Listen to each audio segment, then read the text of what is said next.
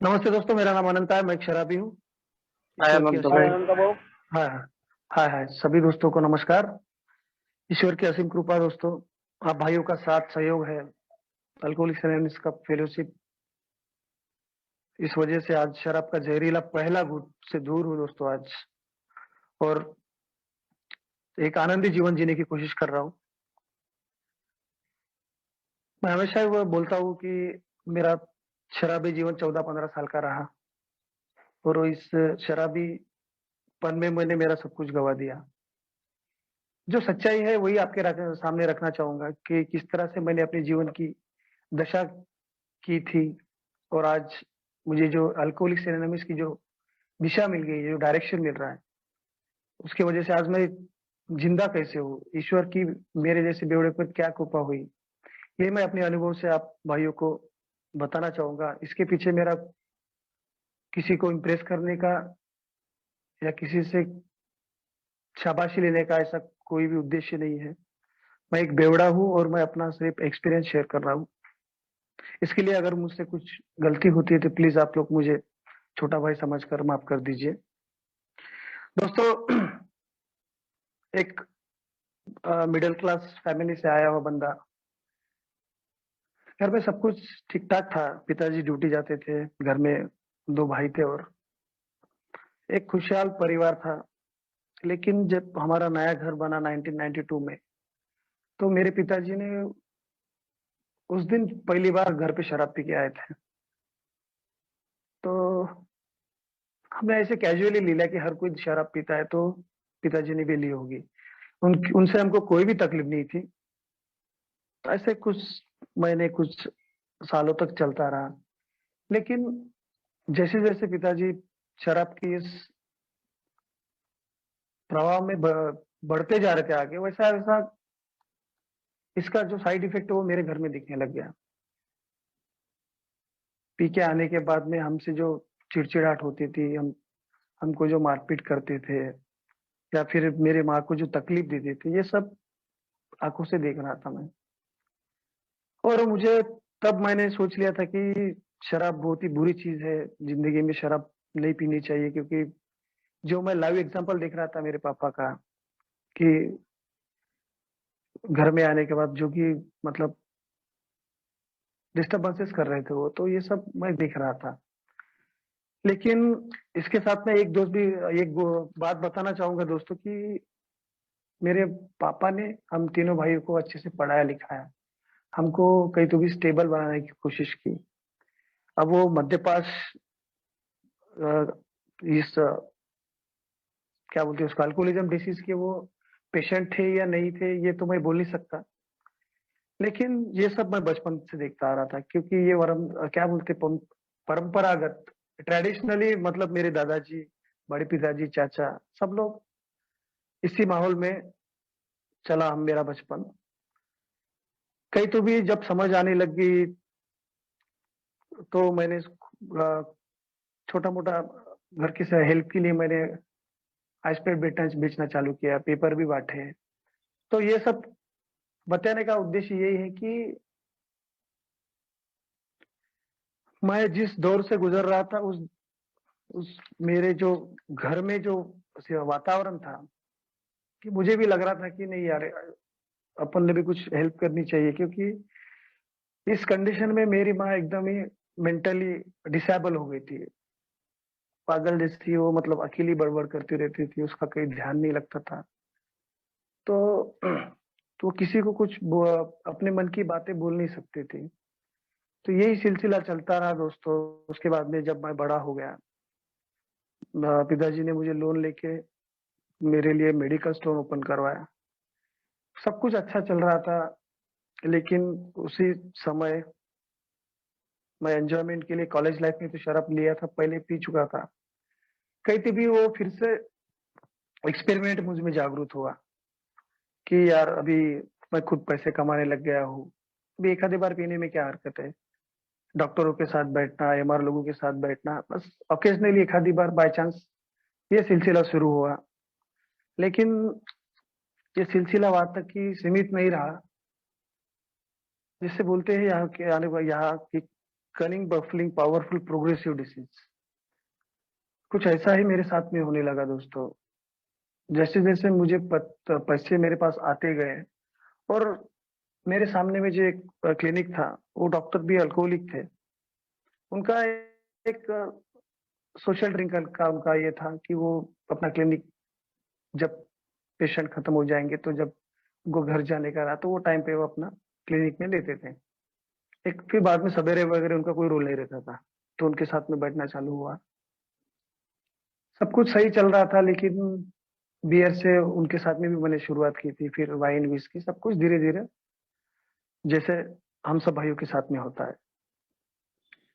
लेकिन मैं इतना, मेरे में जो दुर्गुण भरे हैं, ये दुर्गुण मैं कब निकाल रहा था, जब मेरे अंदर शराब जाती थी, तब फिर मुझे बाकी चीजों के बारे में ख्याल आता था कि नहीं यार, अब शराब पी लिया, मटन खाना है, पार्टी करना है। फिर हम बाजू में बैठ के जुए पे बैठने लग गया मैं। मेरे दुकान के बाजू में एक चाय की टपरी थी, वहां पे एक बड़ी रूम थी, वहां पे हम लोग टाइम पास करने के लिए जुआ खेलते थे। बस बस वो टाइम पास वाला जुआ मेरा, कब हम जंगल में जाके बैठने लग गए, 5-5 हजार, 10-10 हजार। एक बार तो मैं 1.5 लाख रुपए लेके बैठ गया था, फुल नशे में, साथ में शराब की बोतल, पानी, चकना, सब साथ में रहता था। मतलब इस तरह से मैं, मेरी जिंदगी की शुरुआत होने लग गई कि मैं दुकान की तरफ, मेरा ध्यान कम हो गया था और बाकी चीजों के तरफ मैं अट्रैक्ट होते गया। उसके बाद में मेरे घर वाले परेशान हो गए। मेरी माँ की तबीयत दिन ब दिन बिगड़ती जा रही थी, क्योंकि जो पहले ही उसने सहा था, फिर उसका बेटा भी वैसे कर रहा है। वो मेरी माँ और अंदर से टूटती जा रही थी। मेरे दोनों भाई बाहर पढ़ रहे थे, मुझे कहीं तो भी रुकना चाहिए। तो दोस्तों, किसी के समझाने पर, किसी के बोलने पर मैं 8 दिन 10 दिन बड़ी मुश्किल से रुक जाता था। लेकिन जब मेरे हाथ में गिलास आता था, तो फिर जितना मेरा कोटा है वो पूरा हुए बगैर मैं टेबल से उठता ही नहीं था। तो ये सिलसिला शुरू रहा। एक दिन मेरी माँ की तबीयत खराब हो गई। उस दिन मैं घर पे नहीं था, मैं बाहर गाँव गया था। मेरे पापा भी ड्यूटी गए थे। मेरा छोटा भाई तब आया था, वो छोटा भाई घर पे था। एकदम उसको सीवियर पेन शुरू हो गया चेस्ट में, और उसको, डॉक्टर को भी हमको बुलाने का मौका नहीं मिला, अटैक से वो चली गई। जब मैं सुबह सुबह घर में आया, देखा कि माँ पड़ी है, तो ये सब, मतलब मुझे ऐसा लग रहा था कि उसको मैं, उसका जो अंतिम दर्शन, उससे उससे मुझे बात करना था, वो बात भी मेरे नसीब में नहीं थी। उसके बाद में मेरे पापा बहुत अल्कोहलिक, मतलब उनका और पीना बढ़ गया, क्योंकि वो टूट गए थे अंदर से। जो उनको एक सहारा था, मैं तो बेवड़ा बन गया था। मैं तो ना पापा की तरफ ध्यान दे रहा था, ना मैं खुद की तरफ ध्यान दे पा रहा था, ना मेरी शादी हो गई थी तब, एक महीना हो गया था, एक सवा महीना। तो मैं खुद को संभाल नहीं पा रहा था, तो मैं पापा को क्या संभालता। वो भी, उनका भी पीना शुरू, मेरा भी पीना शुरू। ऐसे चलता गया। अच्छी खासी दुकानदारी बंद होने के कगार पर आ गई, क्योंकि कोई भरोसा नहीं करता था मुझ पे वो टाइम पे कि ये आगे जाकर कभी सुधरेगा और दुकानदारी अच्छे से चलाएगा। दुकान में नौकर चाकर सब थे। सब कुछ रहने के बाद में भी मैं उसको संभाल क्यों नहीं पाया, ये आज समझ में आता है दोस्तों, कि शराब की वजह से ये सब मेरा नहीं हुआ। जो मेरे अंदर में कैरेक्टर डिफेक्ट जो छुपे थे, जो दुर्गुण थे, वो दुर्गुण को मैं शराब के जरिए बाहर निकल रहा था, और इतनी मात्रा में उसका एक्सेसिव यूज कर रहा था कि सभी को मैं नकारा, निकम्मा, सब लोग मुझे इसी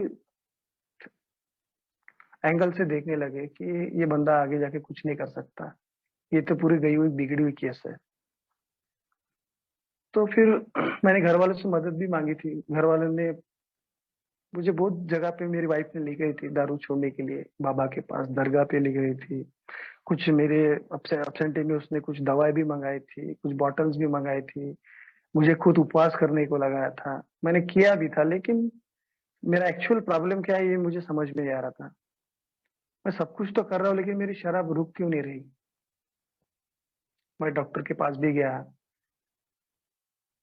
मंदिर गया, दरगाह गया, मुझे सब ट्रीटमेंट मिल रही है, लेकिन मैं कुछ सीमित समय के लिए रुक रहा हूँ, इसका क्या मतलब है? मतलब एक जीवन में पूरी तरह से निराशा छा गई थी, अंधकार में जीवन लग रहा था कि जीवन किस लिए जी रहा हूँ मैं? कुछ समझ में नहीं आ रहा था दोस्तों। तो 2010 में मुझे मेरा वो मेडिकल स्टोर बाइंड अप करना पड़ा। फिर करता तो क्या करता, इतनी सारी उधारी दे रखी थी मार्केट में मैंने, कोई पैसे देने को भी तैयार नहीं थे। क्योंकि एक बार अगर मार्केट से रेपुटेशन मेरी चली जाती है, तो लोगों का देखने का नजरिया भी बदल जाता है। ये प्रैक्टिकल अनुभव लिया मैंने। और कोई जो मेरे कस्टमर थे उधारी वाले, वो तो देख के भी अनदेखा कर रहे थे कि उनको वो उस टाइम तक मैं शराबी बन गया था। बस इतना ही था कि कभी रोड पे गिरा नहीं था, वो बस उतना ही बाकी था। तो दर दर की ठोकरें खा रहा था, इससे उससे पैसे मांग कर दारू पी रहा था, उधारी वाले के घर में जाके पैसे मांग रहा था, सब कुछ कर रहा था। फिर आगे करना क्या है, मेरे पापा ने मुझे पूछा तो मैंने उनको बताया कि मैं अभी गांव छोड़ के दूसरे सिटी में जाके कुछ जॉब ढूंढूंगा। फिर मैं वहां से चंद्रपुर शिफ्ट हो गया, अकेला ही गया था। वहां जाने के बाद एमआरसी मैंने ज्वाइन कर ली, भगवान की कृपा से मुझे वहाँ पे अच्छी कंपनी में जॉब भी मिला। और मैं वडोदरा गया था गुजरात, वहाँ पे मेरा ट्रेनिंग हुआ था। सब कुछ सही चल रहा था और मैंने तब ठान लिया था कि अभी शराब नहीं पीऊंगा, मुझे अच्छी जिंदगी जीना है। मेरी फैमिली को, मेरी बच्ची थी छोटी, बच्ची को अच्छी लाइफ देना है, ये सब चल रहा था। और तब मेरी वाइफ ने मेरा पीछा नहीं छोड़ा, वो कंटिन्यूअसली मेरा फॉलो अप ले रही थी, कैसा है, क्या चल रहा है। मतलब वो मेरे से दूर थी तब। फिर मैं 6 महीने के बाद में मैंने उसको भी अपने पास बुला लिया, हम लोग एक साथ रहने लग गए। फिर मैं एक्सपेरिमेंट करने लगा कि यार अभी बहुत दिन हो गए, कि थोड़ा सा एक पैक डेढ़ पैक पीने में क्या जा रहा। तो फिर शुरू हो गया दोस्तों। लेकिन तब मैंने तब तक एक मतलब शुरू किया, लेकिन एक लिमिट रखी थी मैंने कि नहीं इतना ही पीना है, तो उतना ही पी रहा था मैं। ऐसा ही कुछ मैंने कुछ दिन तक ऐसा ट्राई किया। लेकिन एक दिन जब मैं ओवर शराब पी गया, तब वो मेरे वाइफ को नजर आ गया। तो फिर वो भी थोड़ी सी डिप्रेशन में चली गई कि ये आदमी का तो सब कुछ चले गया, फिर भी ये आदमी सुधरने का नाम नहीं ले रहा। फिर उसने कुछ गोलियां मेरी खाने में कंटिन्यूअसली डाल रही थी, उसका साइड इफेक्ट्स मुझे दिख रहा था। तो फिर मैंने भी सोच लिया यार कि ये सब कब तक छुपा छुपी का काम चलेगा। तो मैंने फिर हम मंदिर गए। फिर वहाँ जाने के बाद मैंने सोच लिया कि नहीं अभी नहीं। उसके बाद में मैंने दोस्तों शराब से दूरी बना ली थी, अच्छी खासी दूरी बनाई थी। करीब करीब 38 मंथ्स तक मैं सोबर था। उसके सब कुछ सही चल रहा था। चंद्रपुर में मैंने एक प्लॉट भी लिया था, हम तीनों भाई ने मिलके अच्छी इन्वेस्टमेंट करके 9-10 लाख का प्लॉट लिया था। और लेकिन जैसा एक एग्जांपल देती कि पेट्रोल को अगर 10 साल तक भी आप जमीन में गाड़ के रखोगे, जब 10 साल के बाद भी उसको खोलोगे और अंगार लगाएंगे, तो उसका वही जो स्पोर्ट होने वाला है। तो वही कुछ मेरे साथ में हुआ। 2014 में फिर से दोस्तों मेरे हाथ में एक दोस्त के साथ में बैठा था, उसने बहुत ही इमोशनली मुझे ये कर दिया था। तब मुझे अल्कोहलिक्स एनोनिमस रिहैब सेंटर इसके बारे में कुछ भी नहीं मालूम था। उसके साथ में बैठा, उसके साथ बैठते बैठे इतना इमोशनल हो गया कि मैंने उसके साथ में एक पैक ले लिया, नंबर 1 का। नंबर 1 का पैक लेने के बाद में मेरे जैसे बेवड़े वहाँ पे उतने तक सीमित नहीं रहा। फिर एक पैक डेढ़ पैक करते करते मैंने एक क्वार्टर पूरा खत्म कर दिया। फिर वो वहाँ पे नया हो गया, उसका भाई आके उसको लेके गया, वो सब हो गया। आज वो इस दुनिया में भी नहीं है। लेकिन जो पहला गुट घातक बोलते हैं, यही मेरे लिए बहुत ही खतरनाक टर्निंग पॉइंट था मेरी लाइफ का। 2014 में जो मैंने फिर से पहला घूंट लिया था, उसके बाद में मेरे फैमिली में हर बार क्रैशेस आते गए। ना मैं किसी से ढंग से बात कर रहा था, कर भी नहीं पा रहा था, क्योंकि मेरी औकात ही नहीं बची थी शायद कि मैं कुछ किसी से बोल सकता हूँ। हर बात पे ताना, हर बात पे निगलेक्ट करना, मतलब तू मैं हर बात पे होती थी। क्योंकि फिर से मेरे हाथ में शराब आ गई थी, ये सबसे बड़ा यही रीजन था। सब लोग मुझे मतलब डोमिनेट करने लगे कि ये नहीं, ये फिर जिसने शुरू कर दिया अब ये गए आराम से, अब ये कभी सुधरने वाला नहीं है। कुछ सालों तक यही सिलसिला शुरू रहा। एक टाइम ऐसा आ गया था कि बच्चे की फीस भरने के लिए भी मेरे पास पैसे नहीं रहते थे, क्योंकि कंपनी ने जॉब से निकाल दिया था। एक दिन मेरे एरिया सेल्स मैनेजर ने मुझे घर पे पकड़ा था। मैं दारू पी के सोया था घर पे, मेरी वाइफ भी थी। तो उन्होंने मुझे जॉब से भी निकाल दिया था। फिर करता तो क्या करता, उस सिटी में मेरा कोई है ही नहीं। मैं फैमिली की जिम्मेदारी लेके उनको यहाँ पे लेके आया हूँ, बच्ची है, उसका स्कूल चालू है। ये सब करने की कोशिश कर रहा था, लेकिन शराब मुझसे दूर नहीं हो रही थी। मेरी मिसेस मुझे बार बार कह रही थी कि हमको एक टाइम का खाना भी मिलेगा तो चलेगा, लेकिन आप शराब से दूर हो जाओ, हम एडजस्ट कर लेंगे। मेरी छोटी सी बच्ची, उसको क्या समझती कि वो मेरे को बोल रही थी कि पापा शराब मत पियो, शराब पीने से आदमी मर जाता है। मैं किसी के सुनने के लायक बचा ही नहीं था। पता नहीं मुझ में कौन सा अहंकार आ गया था कि सब कुछ मेरे आंखों के सामने से हाथ से निकल रहा था, मुझे सब दिख रहा था, लेकिन मैं किसी चीज को अपने वश में नहीं रख पा रहा था कि मैं कर सकता हूँ। इतना मेरा कॉन्फिडेंस बिल्कुल लूज हो गया था कि अब मैं कुछ कर ही नहीं सकता। फिर भी मेरी वाइफ ने मीटिंग बुलाई, मेरे घर वालों को बुलाया। ये सब करने के बाद भी मैं गाँव चले गया। तब मैंने सोचा कि नहीं यार, अभी गाँव वापस जा रहा हूँ तो अभी गाँव में जाके अच्छे से रहूंगा। बहुत बार कस्में, भगवान की कसम, बच्ची की कसम, माँ की कसम, सब कस्में खा के सब कर चुका था मैं। घर में जाने के बाद में हमारा सामान पिताजी ने घर पे रखने नहीं दिया, क्योंकि ये अगर इस बेवड़े को हम घर में रखते तो फिर घर में और तूफान आएगा। तो कुछ दिन हम मेरे कजिन ब्रदर के घर में रहे, वहाँ रहते रहते फिर रूम ढूंढ ली, जॉब भी मिल गया, सब कुछ सही चल रहा था। लेकिन मेरे जैसा जो बेवड़ा है, जिसमें इतनी ज्यादा अक्ल भरी होती है कि नहीं यार, अभी 2-3 महीने हो गए, मेरा जॉब भी लग गया अच्छे से, परिवार भी शुरू है, बच्ची का एडमिशन भी कर लिया, सब कुछ सही होता नजर आ रहा था। फिर तब मुझ में और थोड़ी सी एक हल्का विचार आ गया कि नहीं यार, आज मटन लेंगे और मटन के साथ में एक क्वार्टर लेके घर चले जाएंगे और तू करेंगे।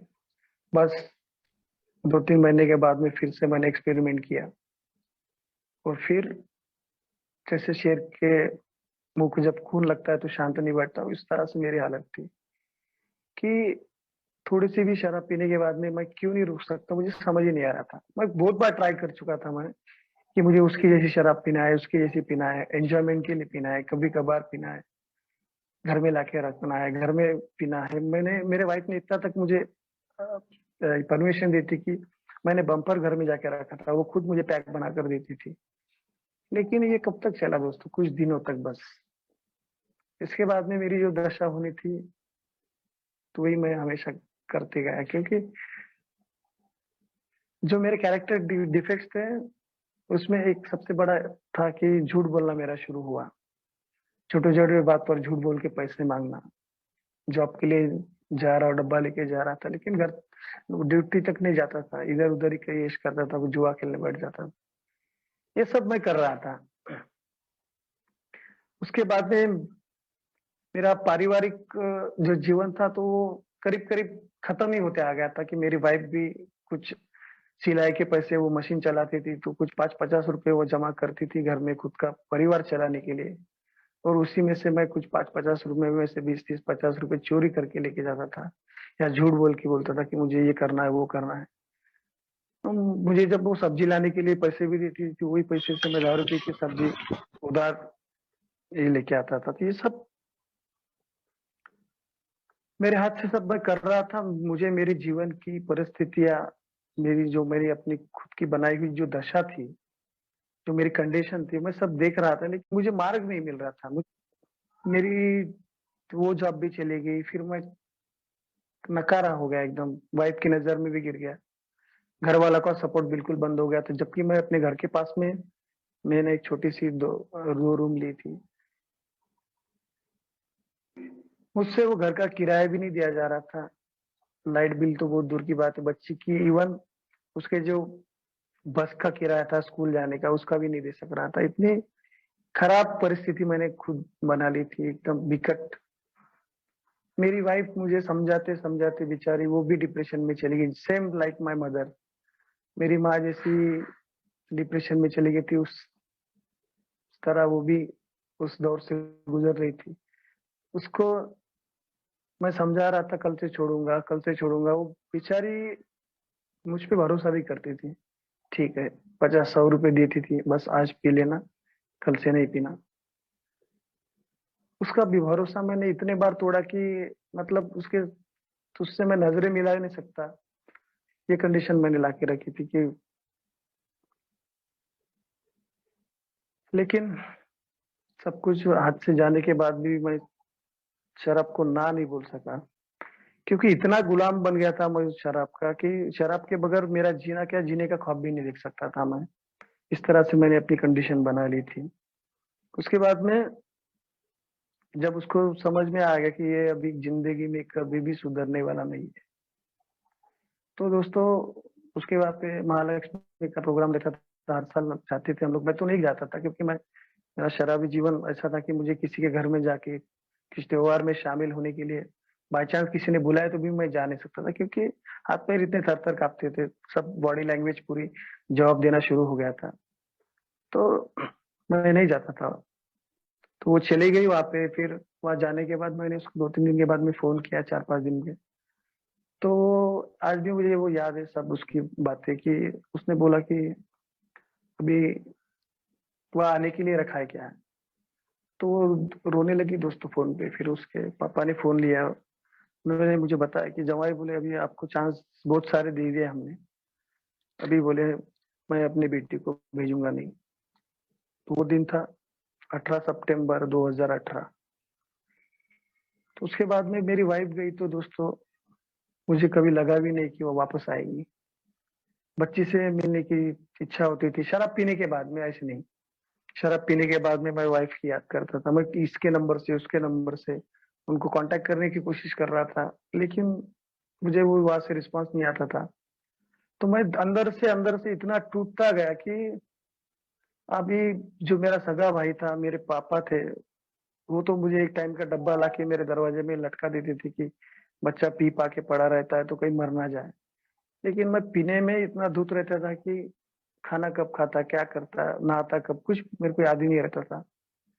फिर मेरे दोनों भाई ने सोच लिया कि अब तो ये जाने वाला है, इसका पक्का टिकट कटने वाला है, तो फिर वो दोनों भाई मेरे पास में आए। फिर उन्होंने एक आखिरी बार तेरे से पूछता हूँ, बोले कि तेरे को शराब छोड़नी है क्या? तो मैंने उनको बोला हाँ यार मेरे को शराब छोड़ना है। तो उन्होंने मुझे रिहैब सेंटर में चंद्रपुर में भर्ती किए, जहाँ पे मैंने 40 दिन तक ट्रीटमेंट लिया। अच्छी खासी फिजिकली फिटनेस आ गई थी, वेट बढ़ गया था, चेहरे पे ग्लो आ गया था, सब कुछ सही हो गया था। अब मुझे भी लगा कि यार मैं 40 दिन का ट्रीटमेंट लेके यहाँ से बाहर आ गया, अब मुझे सब कुछ समझ में आ गया है। अब मैं अपनी ये लाइफ अपनी तरीके से जी सकता हूँ। अब वाइफ तो मेरे पास थी नहीं। रिहैब सेंटर में मैंने वाइफ, वो जो काउंसलर थे उन्होंने भी उससे कॉन्टैक्ट करने का कोशिश किया था, लेकिन पॉसिबल नहीं हो पाया, उससे बात भी नहीं हो पाई थी।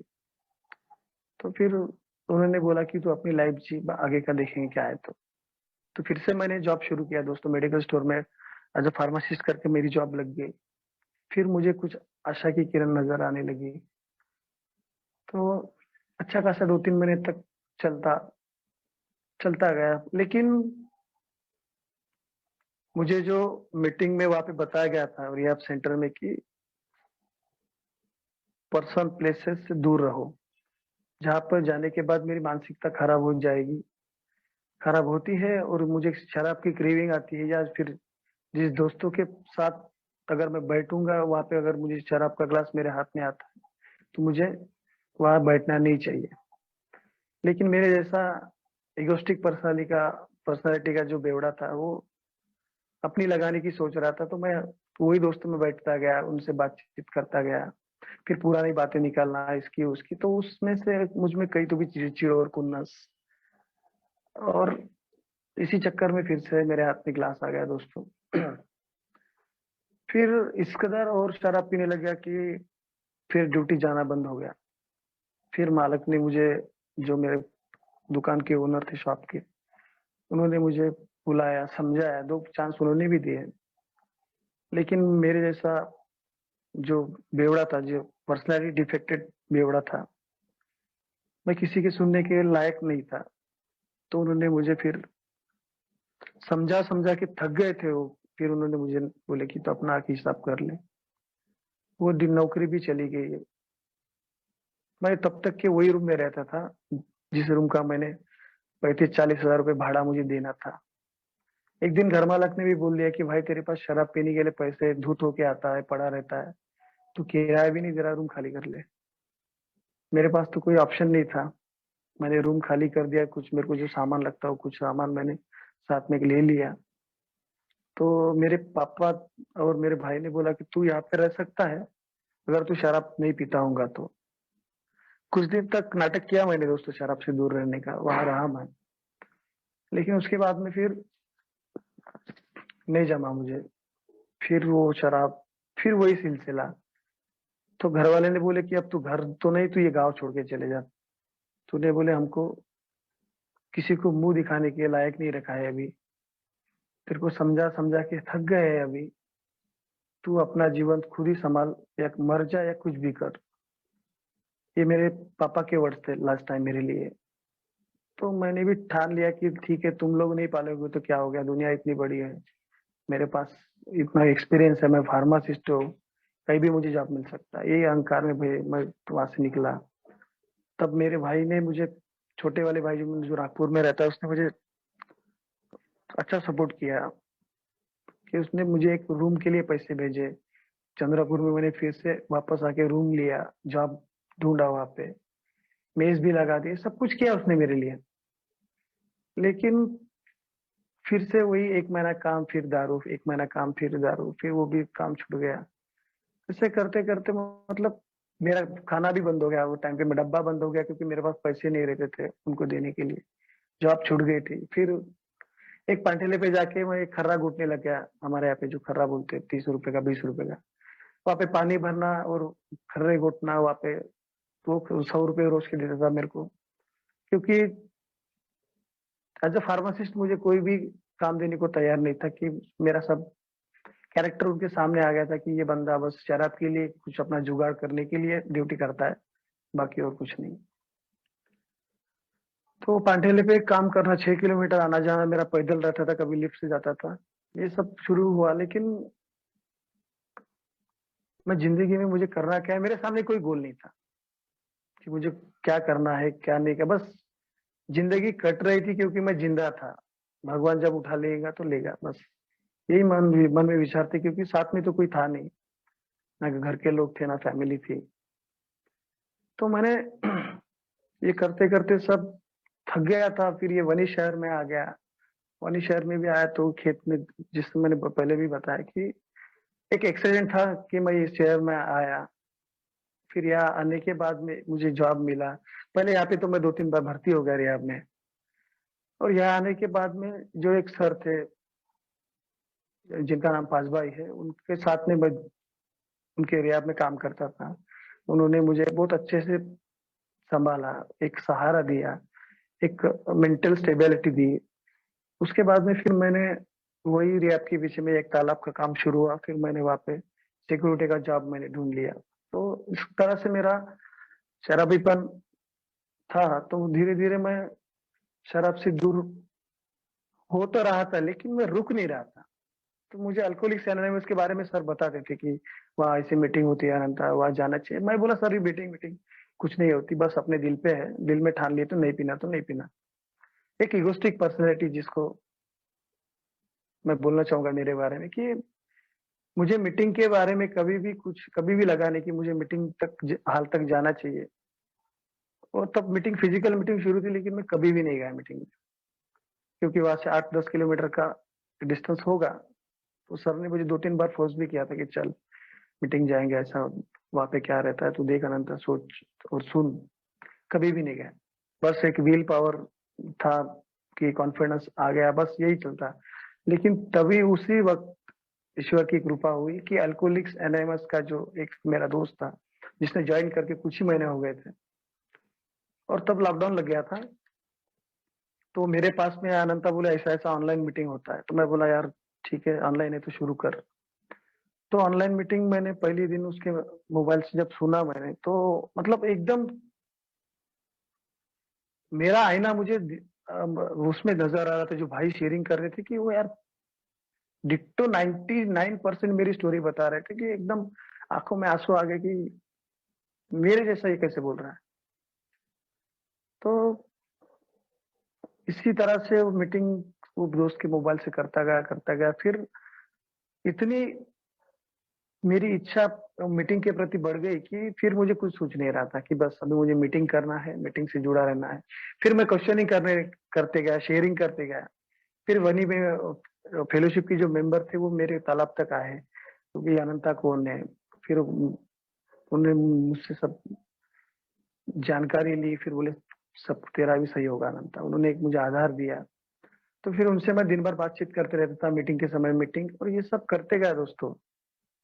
वहीं से मेरे जीवन का जो सोबरिटी, जो सफर था मेरा, वहीं से शुरू हुआ कि मैं पहले सोचता था कि लास्ट पैक पिया, एक आधी बियर पिया तो मेरा सब साला विकेट गिर गया। लेकिन ऐसा नहीं था दोस्तों। यहाँ पे जैसा बताया गया है कि पहला घूंट ही तेरे लिए घातक है, first drink does the damage. ये मैंने माना नहीं था। और जैसे जैसे मैं ये मीटिंग से जुड़ता गया, अनुभव सुनते गया, और इन्होंने जो स्टेप बताए थे कि पहली step, I am powerless over alcohol, ये 100% मुझे अभी सरेंडर करना है तो ही मैं जीवित रह सकता हूँ। तो मैंने स्टेप के थ्रू ही दोस्तों, one day at A time के हिसाब से मैंने शुरू कर दिया। और जैसा जैसा सीनियर मुझे बताते थे मैं वैसा ही करते गया। और आज 2 साल का सफर कैसे हो गया मुझे समझ में नहीं आता। और एक मिरेकल मैं हमेशा बोलता हूँ कि जो कोर्ट में मेरी केस चल रही थी, जहाँ पे मैं मेंटेनेंस के पैसे दे रहा था, जहाँ मेरी वाइफ जाते थे हमेशा, तो वो कोर्ट से भी अभी मेरी वाइफ मेरे पास वापस आ गई, बच्ची आ गई। जो रिश्तेदार दोस्त लोग सबने मुंह फेर लिया था, ये सब मेरे साथ में पॉसिबल हो रहा है। तो जब मुझे ऐसा लगा कि मुझे, जब तक मुझे, मैं ये नहीं सोचता कि मुझे मेरी दिशा कौन सी है, क्योंकि मुझे दशा से निकालने के लिए मुझे एक पर्टिकुलर डायरेक्शन में जाना चाहिए। ये तभी मेरा परिवर्तन संभव है। अदरवाइज कोई चेंज किसी में कोई भी नहीं कर सकता। खुद का खुद मुझे करना है। तो ये समझ में आ रहा था कि जब अगर मैं खुद अपना डायरेक्शन चुनूंगा, सही डायरेक्शन में जाऊंगा, और हॉनेस्टी, श्रद्धा से और पूरे विश्वास के, अगर ईमानदारी से मैं इस मार्ग पर चलूंगा, तो ईश्वर की कृपा मेरे ऊपर होगी। सीनियर भाई बोलते थे, तू बस तू चलता रहे, तू फ्रूट की लालसा में मत जा, जब उसको लगेगा तब तुझे मिलने वाला है। तो वही मिरेकल मेरे साथ में दोस्तों एक एक दिन होता गया। मेरा विश्वास और श्रद्धा इतनी दूर होती गई कि मुझे, मैंने कभी पीछे मुड़कर देखा नहीं। समस्या तो आज भी है, लेकिन आज कहीं तो भी आप भाइयों ने जो मुझे जो मानसिक आधार दिया, वो आधार की वजह से आज भी मैं बहुत सारे जो मेरे से जो न्यू कमर्स मीटिंग में आते हैं उनसे बातचीत करते रहता हूँ, सीनियर भाइयों से बात करता हूँ, क्योंकि इसकी जरूरत मुझे है। मैं अपनी सोबरिटी को किस तरह से मेंटेन करता हूँ, क्योंकि शराब का पहला घूंट मेरे लिए घातक है, और मैंने बहुत सारे एक्सपेरिमेंट कर लिए थे।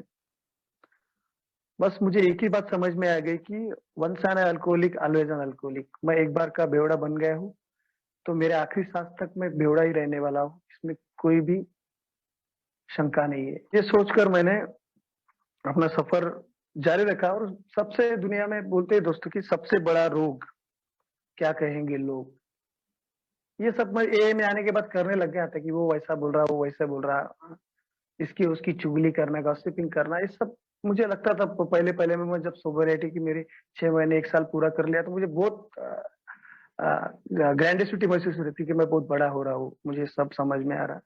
लेकिन ऐसा कुछ भी नहीं था। जैसे जैसे मैं ये फेलोशिप पे ईमानदारी से स्टेप वर्क करता हूँ, तब मुझे समझ में आ गया कि आई एम जीरो। मुझे जीरो से ही शुरुआत करनी है, तब जाके मैं आगे कहीं मेरा कुछ हो सकता है। तो दोस्तों, ये अनबिलीवेबल फेलोशिप, अलौकिक फेलोशिप, जिसने मेरे जीवन को एक नई दिशा दी है, और जिस दशा से मैं बाहर निकलते निकलते आज कहीं तो भी सही मार्ग पर चलने की कोशिश कर रहा हूँ। ये पॉसिबल नहीं हो सकता था अगर ईश्वर की कृपा मुझ पर नहीं होती थी और आप भाइयों का साथ नहीं मिलता था। सबसे पहले आप भाइयों का, ईश्वर का, इस फेलोशिप का शुक्रिया अदा करना चाहूँगा। और ये जो कनिंग, बफलिंग, पावरफुल प्रोग्रेसिव डिसीज़ है, ये डिसीज़ को मुझे रोकने के में एक दिन के हिसाब से जो मुझे ताकत दे रहा है, इसके लिए मैं ईश्वर का, आप भाइयों का, इस फेलोशिप का, सबका आभारी हूँ। और दोस्तों, मुझे होप पायनियर और स्नेहांचल ग्रुप ग्रुप नागपुर ने जो मुझे मेरे विचार रखने के लिए जो मौका दिया है, जो अपॉर्चुनिटी दी, उसके लिए आप सब भाइयों का मैं तहे दिल से शुक्रिया अदा करता हूँ। और मेरे से कुछ गलती हो गई होंगी, मेरी बातचीत की किसी का दिल दुखाया होगा, तो मैं आप सभी भाइयों से हाथ जोड़ के माफी चाहता हूँ दोस्तों। और मैं शेयरिंग यही विराम देता हूँ। Thank you so much, Sharma साहब।